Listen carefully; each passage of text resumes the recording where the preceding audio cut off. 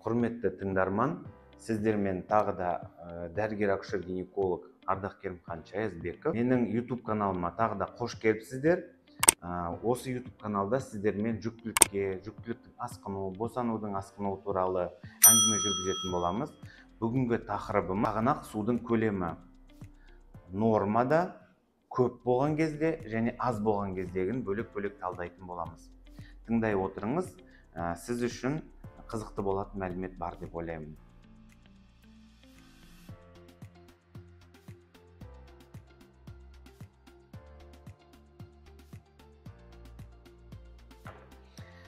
Енді мына видеомыздың басында айтқандай, су норма болуы мүмкін, көп болуы мүмкін, аз болуы мүмкін, немесе көп болуы мүмкін. Көп болуын полигидроамнион деп айтамыз. Аз болуын олигогидроамнион деп айтамыз. Енді осы видеомызда біз полигидроамнион немесе қазақшалап су егіз туралы айтамыз. Су егіз дегеніміз ол қалыпты да жаңағы айтқандай 100 бен 200-дің ортасы болса шамасы, су егізде қағанақ суы мөлшерден тыс өндіріліп немесе қолданылмаса, осы полигидроамнион су егіз деген пайда болады. Ол әйелдерде қалай көрінеді су егіз? Мысалға, өзі бізде апаларымыз, аналарымыз айтады келіндеріне, қыздарына: сенің ішің дәу, что-то сен өзіңнің 5 айыңа, 6 айыңа ұқсамайсың, 6 ай болса сен 7 айлыққа ұқсайсың деп, сол көзбен көрінген, туып жүрген, көп босанған опытный аналарымыз, әжелеріміз сөйтіп айтуы мүмкін. Оның сөзінде жаны бар. Өйткені су егіз болғандықтан кейін ол жатырды керіп, мысалға өз айынан үлкен көрінеді. Енді су егіздің себептері. Су егіздің себептері ол даму ақаулары. Көбінесе ең жиі себебі даму ақаулары. Мысалға, су егізде бала жолдасы қағанақ перделер суды өндіреді, бірақ ол су қолданылмайды. Мысалға, нәресте ол суды ішу керек, нәрестенің ылғалдануына қолдану керек. Егер нәрестенің өңешінде, асқазан ішек жолдарында, любой асқазан ішектің жаңағыда өңеш, асқазан, 12 ішек, жіңішке ішектің деңгейінде бітік болса, немесе ол сіңдіретін факторлар болмаса, су өндіріледі, бірақ пайдаланбай көбейе береді. Нормада су өндірілу керек, оны нәресте қолдану керек. Егер нәрестенің өңеші бітік болса, немесе асқазаны бітік болса, немесе қандай да бір басқа орталық нерв жүйесінің, қан тамыр жүйесінің, жүрек қан тамыр жүйесінің ақаулары болса, немесе бүйректің ақаулары болса, ол су қолданылып жаңа жаратылмайды. Тек қана өндіріле береді, іш кери береді. Ол кезде жүкті әйелде қандай белгі болады? Мынау құрсақ көтеріле береді. Мына жерде бізде көгет болады, диафрагма аты. Сол диафрагма ол кеуде қуысы мен іш қуысын бөліп тұратын көк ет болады.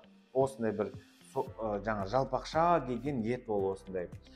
Сол көгет мына жатыр көбейе бергеннен кейін, мына жатыр үлкейіп келе бергеннен кейін, мына көгетіңіз жоғарылай береді. Сіздің демалатын өкпенің көлемі азая береді. Өкпе керіліп барып келу керек қой. Ол баруға площади азая береді. Мына жатыр бетіп көтеріліп келе жатыр. Сондықтан жүкті болған әйел бұлай шалқасынан жата алмай қалайды.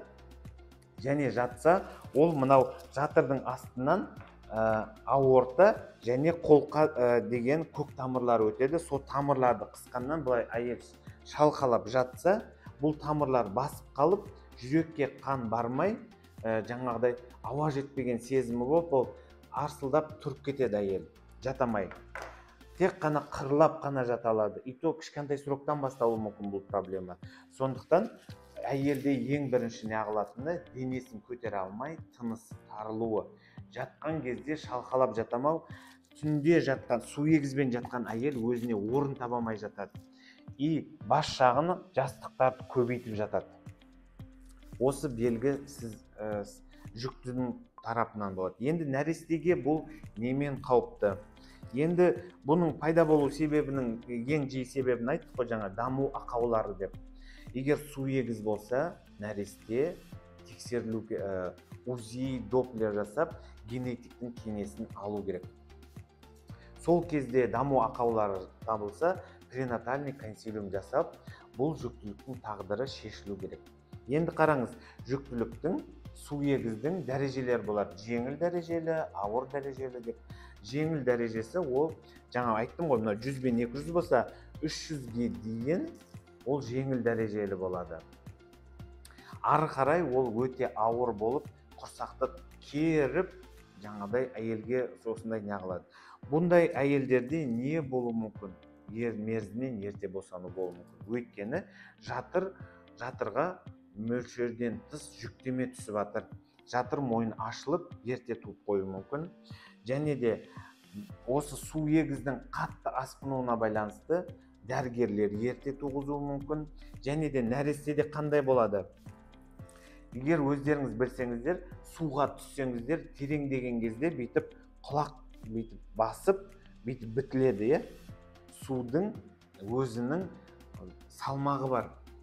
Яғни құрсақта жатқан нәрестенің суы артық болса, және жатыр одан артық созыламаса, ол уже сол қысым уже нәрестеге әсер етеді. Яғни мына қысымның бәрін нәресте сезеді.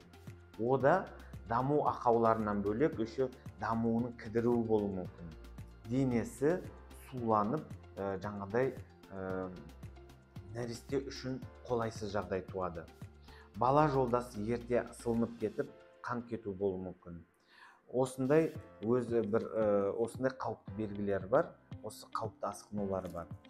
Су бірденнен ағып кетсе де, ол бала жолдасы бірденен сылынып кетуде қаупі бар.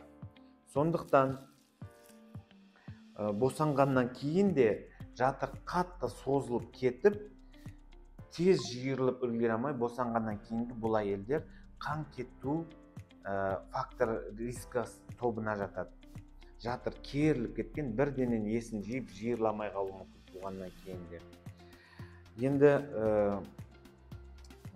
талдадық норманы, су егізді және су аздықты талдадық.